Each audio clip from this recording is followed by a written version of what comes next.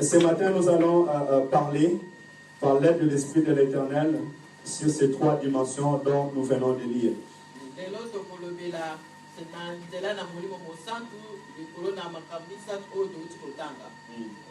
Là où nous venons de lire un livre de Samuel, la Bible nous relate une histoire. C'était au temps où les enfants d'Israël étaient déjà sortis de l'Égypte. Et il y a eu un temps où ils ont demandé un roi. Et lorsqu'ils ont demandé le roi, Dieu leur a donné Saoul.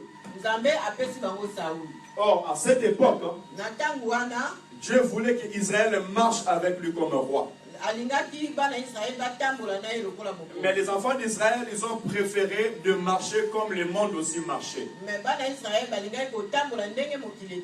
Puisque tout le pays aux environs avait aussi un roi, Israël aussi avait demandé un roi. Et Dieu leur a donné Saoul. Mais malheureusement, Saoul n'avait pas obéi à la voix de l'Éternel. Il va partir au combat. Et l'Éternel dira, lorsque tu iras dans ce pays, tu extermineras toutes choses. Que Dieu nous ouvre les oreilles. Comme l'Esprit dit dans le psaume 40, tu n'as volé ni sacrifice, ni holocauste, mais tu m'as ouvert les oreilles. Alléluia. Amen. Peu importe la grandeur, peu importe la grâce que Dieu t'a fait, si tu fermes tes oreilles à l'ordre de l'Éternel, tu perds ta bénédiction. Tu perds ton héritage. Ça fait trop mal de voir le peuple de Dieu vivre dans la désobéissance à la parole, à l'inconsidération totale de la parole de l'Éternel. Considérez la parole de Dieu, parce qu'en elle il y a la vie, et en elle il y a des promesses. Déjà nous l'appelons Nouveau Testament et Ancien Testament. Or, un testament, c'est l'héritage que le père laisse pour ses enfants. Et ce que tu appelles testament, si tu connais que c'est ta testament à toi, comment est-ce que tu en prendras pas soin?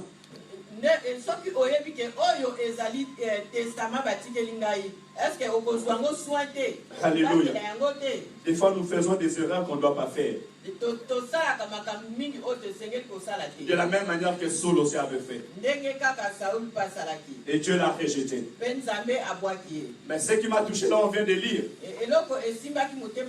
Lorsque Dieu l'a rejeté, il y avait l'homme de Dieu qui priait pour lui. L'homme de Dieu qui plairait pour lui. Il a donné à l'homme de Dieu le travail. C'est le travail que vous nous donnez de temps en temps. Nous allons monter dans la montagne. Nous allons pleurer la miséricorde de Dieu. Nous allons pleurer la grâce de Dieu sur ta vie. Mais toi sur qui moi je pleure, afin que Dieu te fasse miséricorde, quels sont tes choix? Quel est l'état de ton cœur? Alléluia. Amen. Alléluia. Amen. Ça veut dire que moi je peux prier pour toi. Je peux gêner pour toi. Mais tu dois considérer tes voies. Alléluia. Amen. Parce que Dieu a son choix. Dieu a ses désirs. Si tu ne marches pas selon les désirs de l'Éternel, je gênerai pour toi. Mais si ce n'est pas le choix de Dieu, Dieu me dira, mais pourquoi continues-tu à pleurer pour lui? Alléluia. Amen. L'homme de Dieu, ce n'est pas un bâton magique. Hein. Il est le canal par lequel Dieu veut utiliser pour travailler dans ta vie.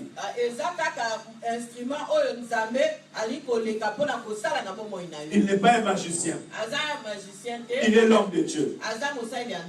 Quand tu demandes à l'homme de Dieu de faire un service et que tu ne vois pas la réponse directement,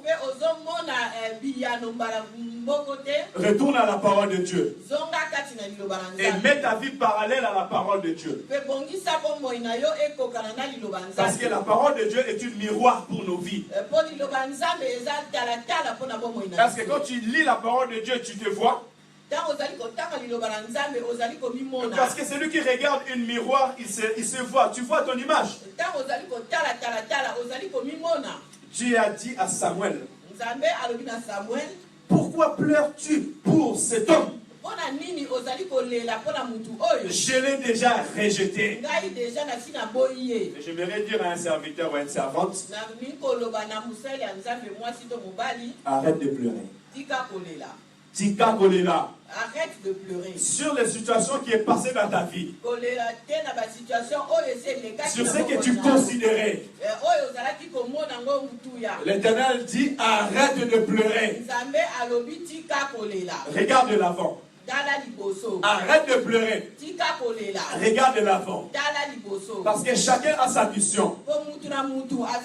Chaque chose a son temps. Il y a les temps que Dieu a déterminés de sa part. L'homme souvent il attend. Et l'homme s'habitue. Mais la parole de Dieu nous dit, ne vous conformez pas au siècle présent. Ne vous conformez pas au siècle présent. Conformer, ce n'est pas regarder. Conformer, c'est être égal, c'est faire comme. Mais soyez renouvelés de l'intelligence. Ce n'est plus le temps de pleurer. Ce n'est plus le temps de rester sur place. Mais renouvelle ton intelligence. C'est comme des hommes qui font des recherches. Si l'Europe avance, c'est parce qu'ils font des recherches. Ils pensent à demain. Qu'est-ce qu'il y a sur l'avenir? L'Européen calcule sur 20 ans à venir. Et toi, de quoi tu penses? Sur ta vie, sur ta situation actuelle. Ce que tu prépares aujourd'hui, c'est ce que tu feras demain. L'Éternel ne regardait plus Saul, mais il regardait l'avenir d'Israël. Arrête de pleurer. Commence à regarder ton avenir avec le Seigneur. Alléluia. Et je voudrais dire à quelqu'un aussi, même Dieu qui te voit. À tout moment, serviteur de Dieu, tu vas pleurer vers l'Éternel. L'Éternel te voit. Et l'Éternel parle. Si on t'avait dit que Dieu ne parle plus, tu l'as que vous n'êtes pas entré dans la promesse. Parce que même le Seigneur Jésus-Christ nous dit ceci. Lorsque le Saint-Esprit viendra, il convaincra le monde des péchés. Il vous rappellera tout ce que je vous ai dit. Et il vous montrera des choses à venir. Le même esprit qui a montré à Samuel les choses à venir, c'est le même esprit qui est avec nous. C'est le même esprit qui a pris le mandat de marcher avec nous. Il existe la prophétie.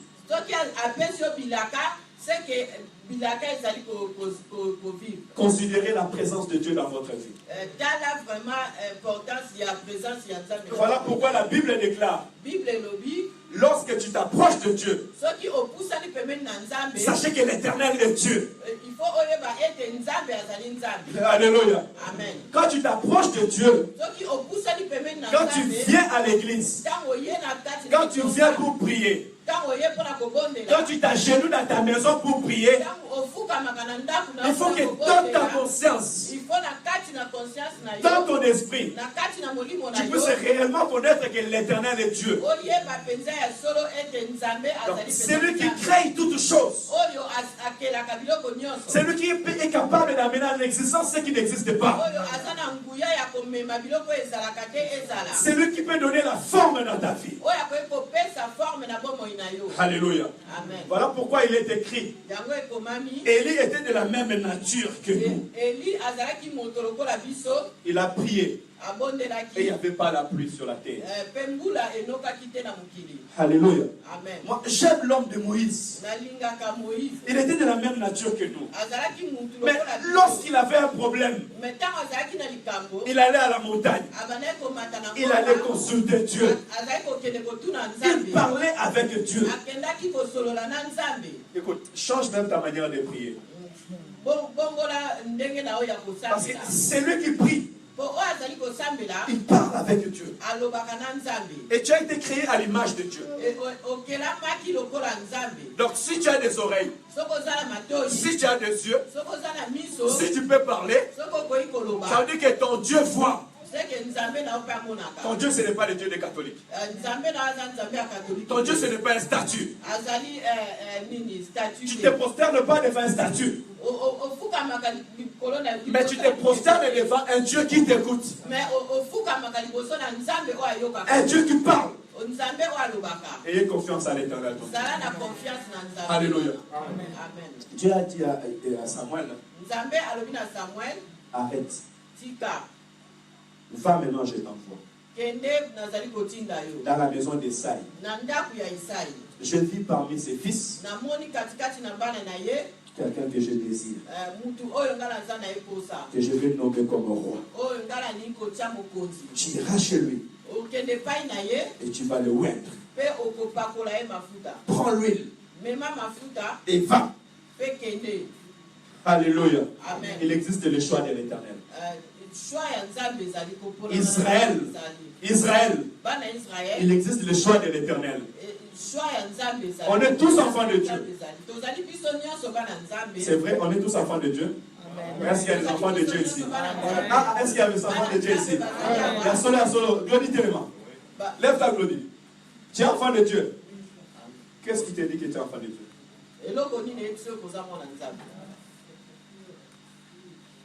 Parce que tu pries. Parce que tu pries. Non, flasher yoté. Alléluia. On n'est pas tous nés enfants de Dieu. On est des créatures de Dieu. Mais il est écrit ainsi.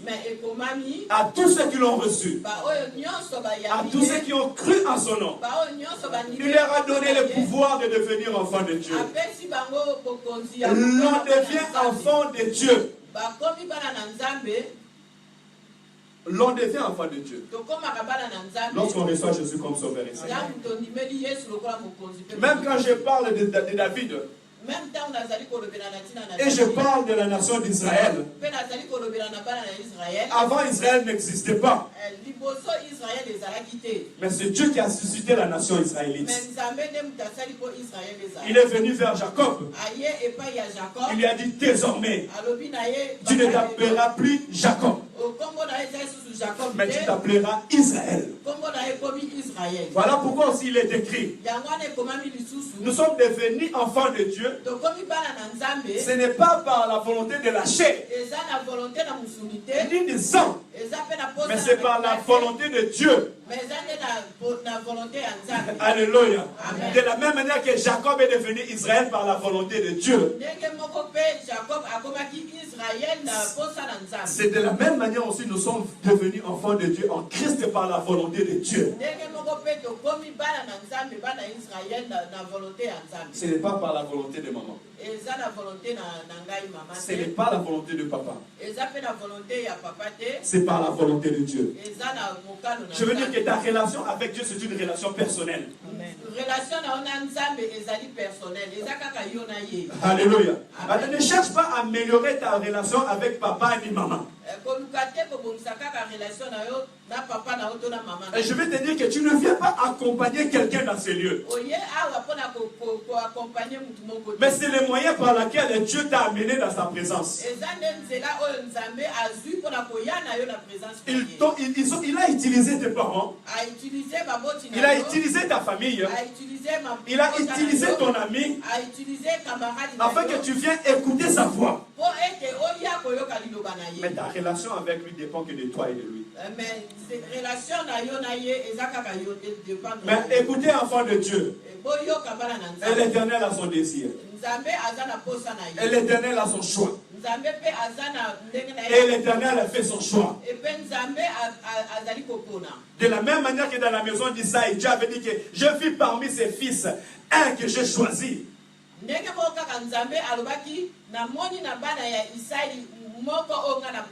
C'est de la même manière aussi Dieu en nous voyant, il choisit quelqu'un qui veut bénir.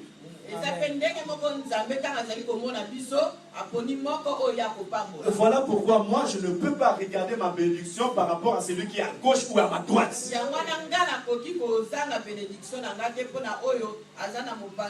Je ne peux pas regarder ma bénédiction par rapport à son travail ou à mon travail.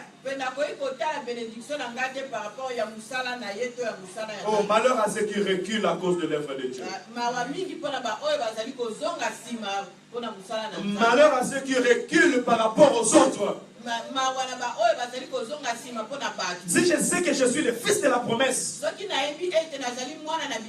je regarderai la promesse de l'Éternel. Et je marcherai selon la promesse de l'Éternel.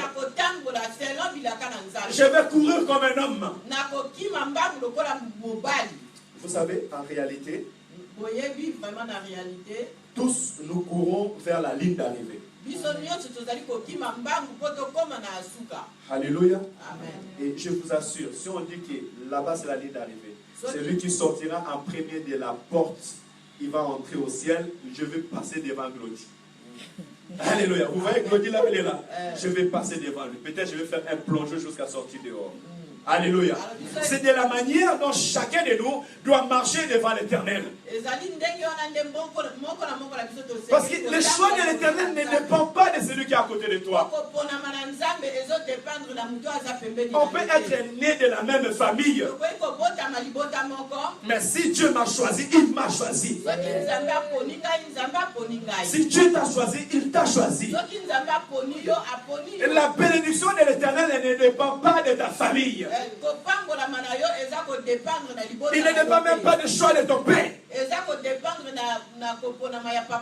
Ni de l'homme de Dieu. Mais il dépend du choix de l'Éternel. Mon problème à moi, que je sois le choix de l'Éternel. Alléluia. Amen. Écoutez, dans ta vie, sache qu'il y aura aussi des dangers. Dans ton parcours, il peut aussi avoir des blocages. Mais ces blocages ne viendront pas de toi. Mais il viendra des gens qui sont contre ta destinée. Sachez que dans la vie, il y a des personnes qui sont contre la destinée d'une personne. Dans la ville, il y a des gens qui sont contre la destinée d'une personne.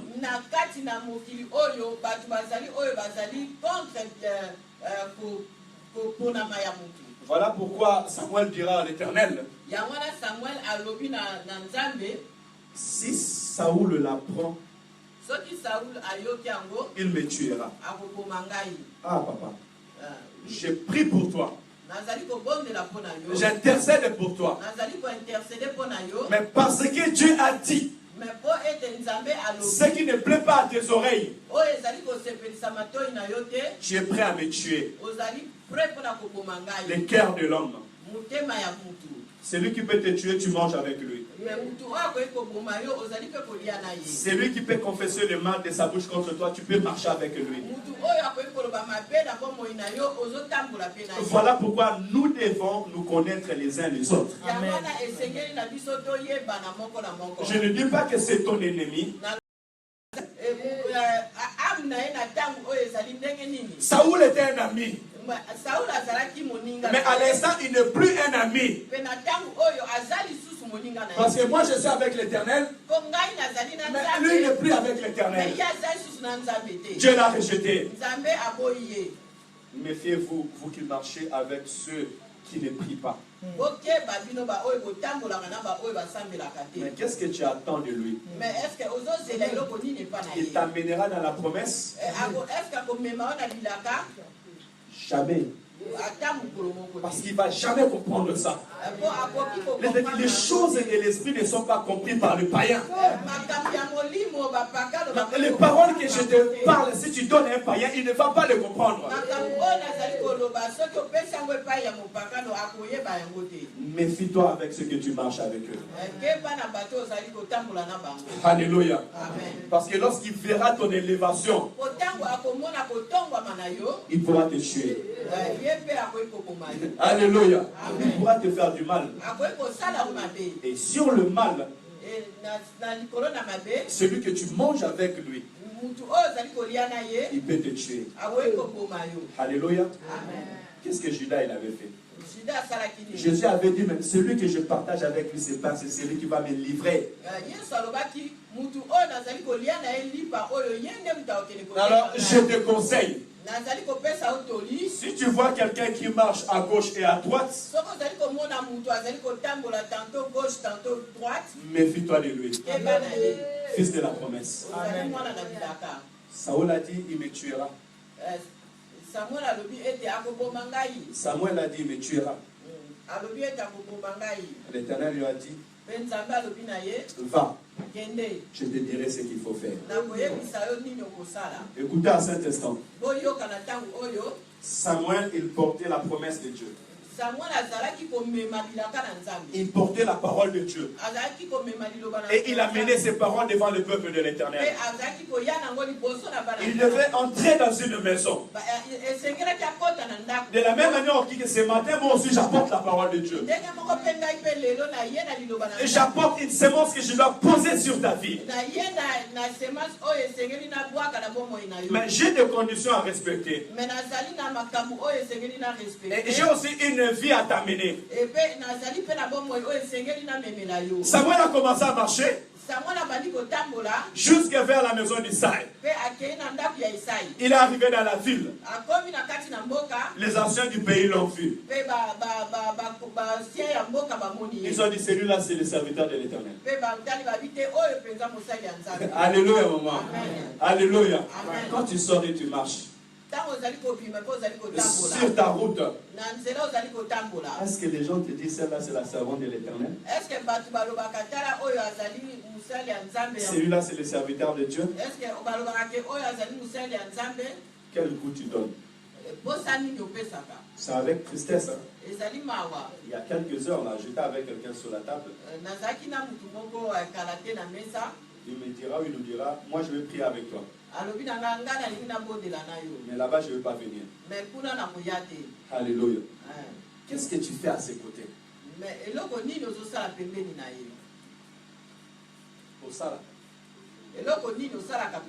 Alléluia.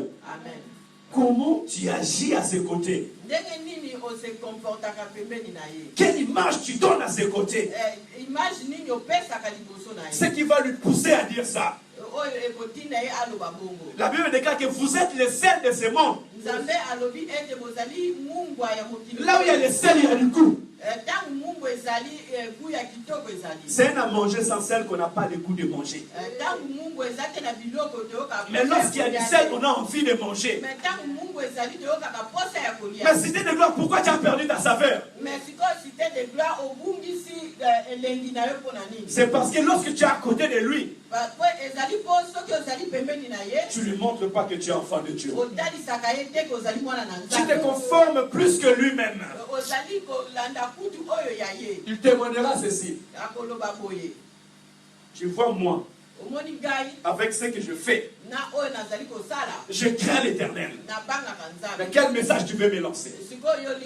Donc celui-là que moi je vois, il ne craint pas l'Éternel. Qu'est-ce que je veux dire à la cité de gloire? Tu viens prier, mais tu ne crains pas l'Éternel. Alléluia. Amen. Attention, ta récompense sera grave. Parce que le premier jugement, ça sera dans l'église. L'enlèvement, c'est le plus grand jugement. Parce que là, l'Éternel vient faire son choix entre ceux qui sont prêts ou prêtes et ceux qui ne sont pas prêtes. Tu seras où? Il nous a dit par la bouche de son serviteur Gédéon, ma venue est proche. Alléluia. Amen. Quel goût tu donnes? Quel goût tu donnes? Samuel est arrivé dans la ville. Il a dit, je vais pour sacrifier. Il a dit, je viens pour sacrifier. Pourquoi il a dit, je viens pour faire un sacrifice? Parce qu'il savait qu'il n'est pas encore arrivé dans la maison d'Isaïe. Tu es porteur de projet. Ce que Dieu te donne à faire, tu n'as pas le droit de le dire à tout le monde. Parce que tu ne connais pas qui tu parles. Tu as des projets dans ta vie. Les projets que Dieu a mis dans ton cœur. Elle a une destination. Et tu dois garder cette promesse jusqu'à ce que tu arriveras au temps de publier ces choses. Si Samuel avait dit aux anciens de la ville que je suis venu pour oindre un nouveau roi,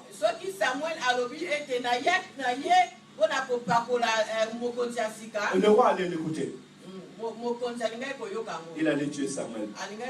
Il n'allait même pas arriver dans la maison d'Isaïe. Alléluia. Amen. La vie demande une stratégie. Tu as besoin d'être un stratège. Tes projets, tu ne peux pas les dire à tout le monde. Alléluia. Amen. Consulte l'Éternel. Il te donnera la sagesse et l'intelligence. Et tu sauras comment mener ta vie. Je parle au fils de la promesse. C'est lui que Dieu désire. Pour que la promesse de l'Éternel arrive jusqu'à ta vie, il faut que celui qui la porte soit sage. Amen. Je dirais, parents, soyez sages sur vos enfants. N'exposez pas vos enfants. Alléluia. Amen. Papa, sois sage pour ta femme. N'expose pas ta femme. Maman, sois sage pour ta maison. N'expose pas ta maison. Alléluia. Amen. Parce que vous avez la promesse de l'Éternel dans votre maison. Mais ce qui m'a plu dans cette parole, Samuel a dit aux serviteurs, aux anciens de la ville, sanctifiez-vous. Suivez-moi. Mais n'oubliez pas que Samuel avait l'huile avec lui et il partait pour oindre quelqu'un. Mais avant d'aller oindre, il a dit d'abord au vieillard de la ville, sanctifiez-vous. Suivez-moi. Un modérateur. Sanctifiez-vous. Car demain l'Éternel fera quelque chose. Alléluia. Amen. Vous savez, ce vieux de la ville, c'est comme une ceinture. Parce que c'est eux qui gardent la promesse. C'est eux qui reconnaissent l'écriture. C'est eux qui ont reconnu Samuel et ils sont venus vers lui pour dire ton arrivée annonce tel quelque chose. Je parle aux ceintures. Est-ce que les ceintures sont là? Est-ce que les ceintures les sont ceintures là? de l'église sont là. Les ceintures de l'église. Est-ce que les ceintures de l'église sont là? Amen. Si tu es là, lève ta main, je vais te voir. Les ceintures de l'église sont là. Toi, tu es ceinture. Quand je parle de ceinture de l'église, je parle de serviteur. Quand je parle des ceintures,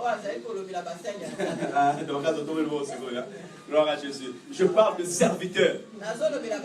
Vous savez, l'œuvre de Dieu ne se fait pas seule. L'œuvre de Dieu ne se fait pas par une seule personne. Même Christ a marché avec 12. Voilà pourquoi dans l'église, il y a des chantres. Il y a des modérateurs. Il y a des mamans protocoles. Maman, il n'y a pas de protocole. Je savais dire que c'est les mamans qui font les protocoles. Hein? Maman, actuellement, c'est vous les mamans qui avez des protocoles. Organisez-vous avec maman Bidouche. Alléluia. Amen. Il y a des intercesseurs. Il y a des pasteurs, il y a des évangélistes. Tout cela font un ceinture devant le roi de l'Éternel. Afin qu'ils aillent au sacrifice. Mais avant qu'ils aillent au sacrifice, ils doivent se sanctifier. Alléluia. Hein, les ceintures. La parole de Dieu me dit ceci. Avant que vous veniez avec moi au sacrifice, et vous devez vous sanctifier. Alléluia. Alléluia. Je te remercie. Avant que vous montez, vous devez vous sanctifier. La vie de la sanctification est un appel à tous ceux qui vont vers le sacrifice. Parce que moi, je dois dégager une bénédiction. Et cette bénédiction sortira qu'au sacrifice. Et là, je suis en train de faire mon sacrifice. Afin de bénir la vie d'une personne. Mais avant ces choses, il a fallu que Jean la dise sanctifiez-vous. Quand seulement il a lu cette verset, j'ai pris la confirmation que cette parole doit être annoncée aujourd'hui.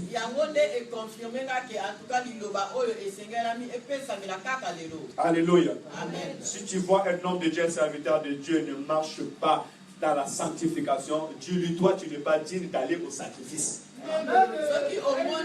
Je te le dis aujourd'hui. Si tu vois un ceinture ne marche pas dans la sanctification, dis-lui, toi tu n'es pas digne d'aller monter au sacrifice. Parce que si on était encore dans l'ancienne alliance, il y a beaucoup de gens qui allaient mourir ici.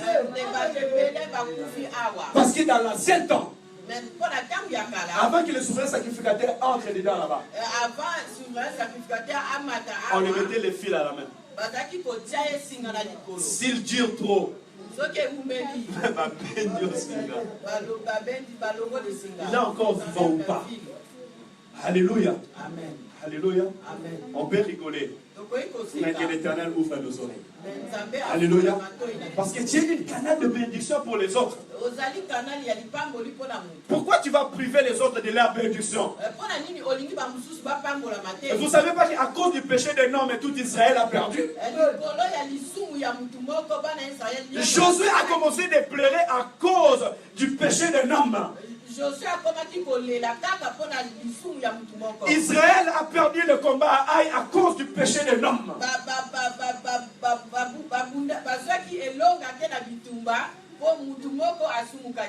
Alléluia. Amen. Jusqu'à quand nous allons périr? Fais de sorte aussi que nous soyons joyeux. Alléluia. Fais de sorte aussi que nous puissions célébrer l'Éternel. Voilà pourquoi vous verrez dans l'ancienne alliance, lorsque on prenait quelqu'un qui ne glorifiait pas Dieu ou bien qui amenait l'interdiction, On les lapidait. Alléluia, on les lapidait. Et Dieu disait, vous allez venir ainsi le mal du milieu de vous. Nous aujourd'hui, je n'ai pas de pierre à te lapider. Mais ma pierre à moi, c'est Jésus. C'est la parole de Dieu. Et sache que lorsque tu reçois la parole de Dieu, il vient pour te tailler. Il vient pour te frapper. Afin que tu restaures ta vie. Mais cela n'est pas fini. Ce n'est pas seulement aux serviteurs. Après, Samuel dira, prenez Esaïe, sanctifiez-les, et aussi ses enfants. Alléluia. Amen. Non seulement les ceintures doivent être sanctifiées, mais la maison aussi doit être sanctifiée. Isaïe est l'image des parents. Papa, maman, je te dis ce matin, dans ta maison, il y a une bénédiction. Il y a une parole de l'Éternel qui doit sortir. Mais tu dois aussi te sanctifier. La sanctification n'est pas seulement au serviteur de Dieu. Ce n'est pas seulement au pasteur, mais c'est aussi à l'église. C'est aussi aux enfants de Dieu. Vous êtes appelés à vivre une vie de sanctification, de la crainte de l'Éternel. Parce que si tu ne te sanctifies pas, je ne pourrai pas faire mon service. Et si je le fais sans t'amener à la sanctification, et je le fais mal, alléluia, il te sera difficile de voir ta bénédiction. Papa, sanctifiez-vous. Maman, sanctifiez-vous. Je sais que vous êtes une influence sur la société. Vous êtes une influence dans l'église. Vous êtes une influence dans la vie de vos enfants. Maman, ce que tu fais aujourd'hui, ta fille le voit. Ce que tu fais aujourd'hui, tes enfants peuvent le récolter. Pourquoi la fille doit vivre ce que le père a vécu? Regardez, vous verrez. Elle s'est divorcée déjà. Elle s'est divorcée déjà. Elle a changé déjà. Oh, mon père aussi était comme ça. Et ma mère aussi était comme ça. Et dans notre famille aussi était comme ça. Qui a sémé ces choses? Alléluia. Considérez vos voix. Parents, considérez vos voix. Parents, considérez vos voix. Mais aussi les enfants devaient se sanctifier. Alléluia. Donc quand je lis ces choses, je vois que dans la maison, tout le monde doit se sanctifier. Enfin, considérez aussi vos voix. Sanctifiez-vous. La sanctification ne dépend pas d'âge.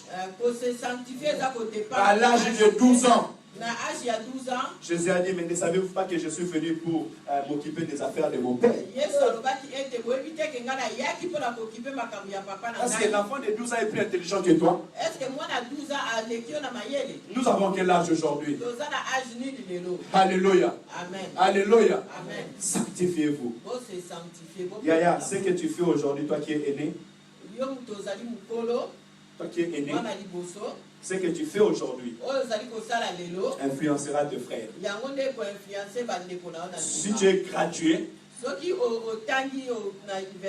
donc tu fais aussi le pousser à aller jusqu'au bout. Si tu es marié, tu as honoré ta famille. Ton frère aussi cherchera à se marier. Parce que tu as été le chemin. Sanctifions. Alléluia. Et c'est par la sanctification que la parole peut sortir. Écoutez, peuple de Dieu. Écoutez, enfants de Dieu. Écoutez, fils de la promesse. Je peux parler maintenant. Parce que je sais qu'en toi, il y a la sanctification. En toi, il y a la repentance. Il est écrit, vous connaîtrez la vérité et la vérité vous affranchira. Seulement l'instant où tu as pris conscience comment tu mènes ta vie, la parole a une puissance de te libérer. Il est écrit ainsi sur ta vie. Je suis avec toi tous les jours jusqu'à la fin du temps. Non. Ton Seigneur te dit ce matin, je suis avec toi tous les jours jusqu'à la fin du temps.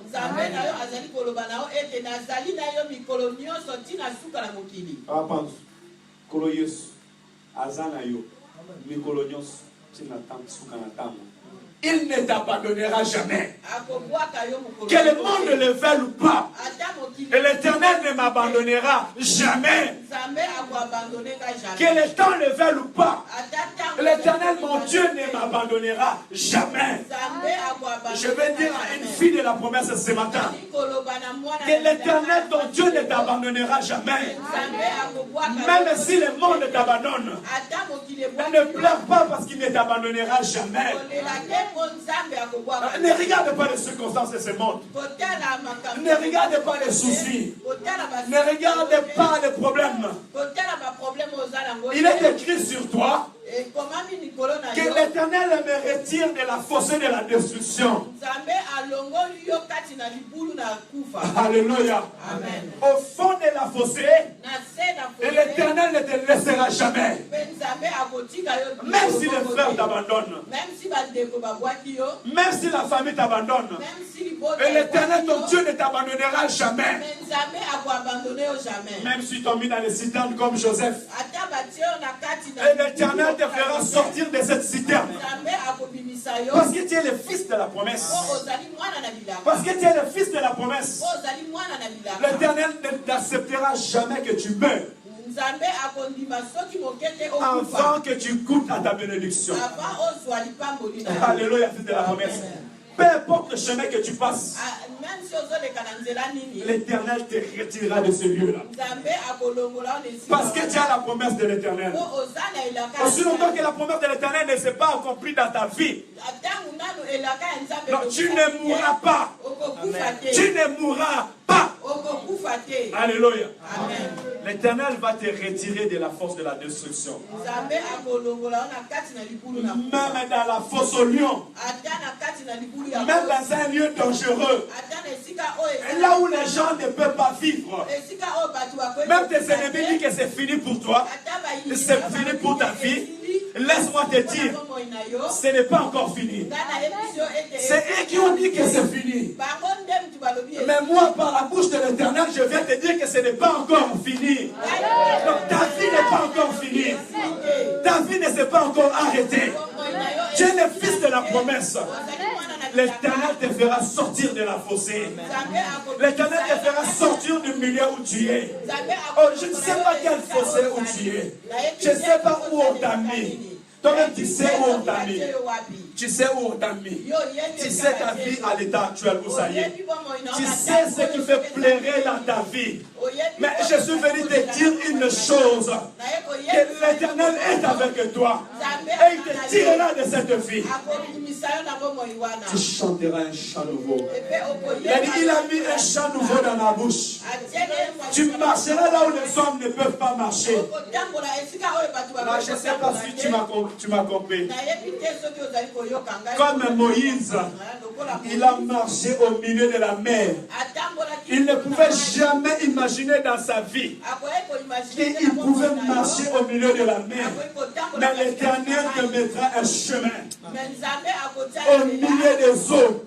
Donc l'Éternel mettra un chemin dans ta vie au milieu des eaux.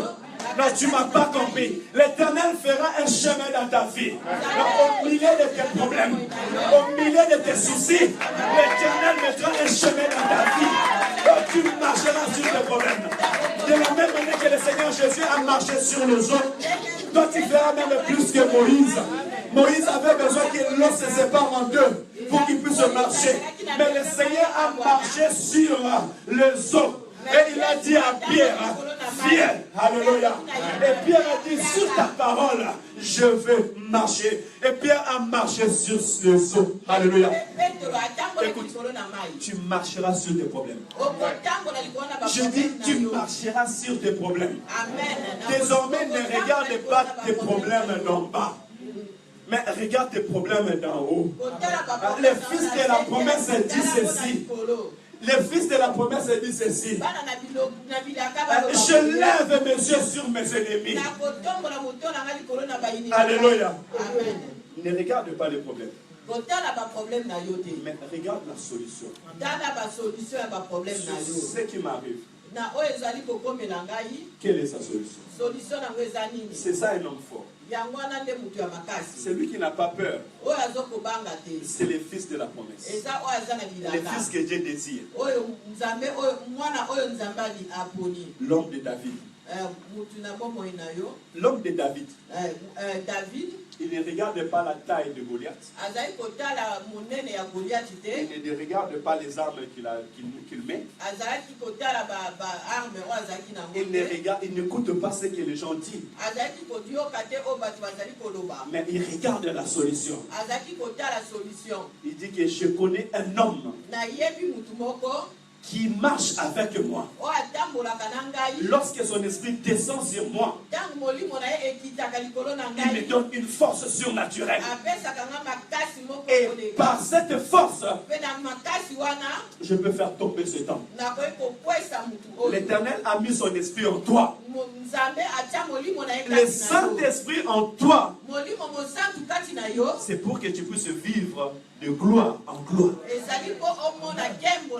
C'est pour que tu puisses surmonter à tes problèmes. Vous savez, Pierre avait peur.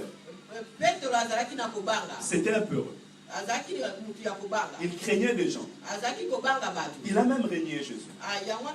Mais lorsqu'il a reçu le Saint-Esprit, il est sorti devant 3000 personnes. Il commençait à confesser le nom de Jésus. C'est ça l'œuvre du Saint-Esprit dans ta vie. Fille et fils de la promesse. C'est lui que Dieu désire. Le Saint-Esprit est en toi, afin que tu puisses vivre de gloire en gloire. Ne t'arrête pas sur ce verset qui dit les justes tomberont 7 fois et les verront 7 fois. Ce sont les faibles qui le disent. Les forts disent ceci: mon serviteur montera. Mon serviteur prospérera. Et mon serviteur montera très haut. Ne reste pas stagné sur ta vie actuelle, mais regarde de l'avant. Parce que l'Éternel t'appelle à la grandeur. L'Éternel t'appelle à la prospérité. Tu seras un sujet de bénédiction pour ta famille. Tu seras un sujet de bénédiction pour tes frères.